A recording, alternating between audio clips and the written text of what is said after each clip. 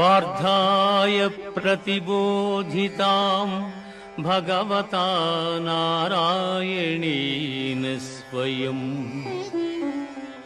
వ్యాసేన గ్రథితాం పురాణమునినా మధ్యే మహాభారతం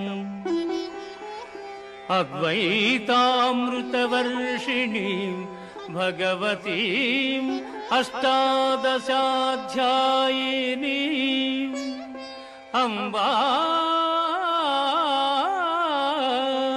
త్వామనుసందధామి భగవద్గీతే భవద్వేషిణీం భగవద్గీతే భవద్వేషిణీ.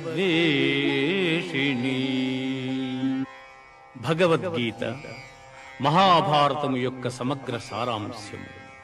భక్తుడైన అర్జునునకు అనర్చిన ఉపదేశమే గీతా సారాంశము. భారత యుద్ధము జరగరాదని సర్వవిధములా భగవానుడు ప్రయత్నించెను. కాని ఆ మహానుభావుని ప్రయత్నములు వ్యర్థములాయను. అటు పిమ్మట శ్రీకృష్ణుడు పార్థునకు సారథి అయి నిలిచెను.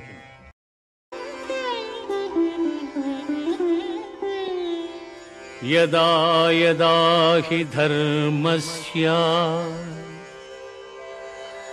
గ్లానిర్భవతి భారత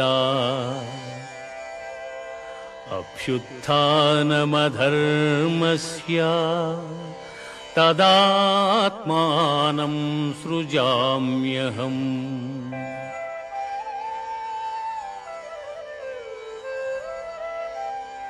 పరిత్రాణాయ సాధూనాం వినాశాయ చ దుష్కృతాం ధర్మ సంస్థాపనార్థాయ సంభవామి యుగే యుగే సంభవామి యుగే యుగే. ఏ కాలమున ధర్మమునకు హాని కలుగును, అధర్మము వృద్ధి నొందును, ఆయా సమయముల యందు శిష్ట రక్షణ, దుష్ట శిక్షణ, ధర్మ సంరక్షణముల కొరకు ప్రతి యుగమున అవతారము దాల్చుచున్నాను.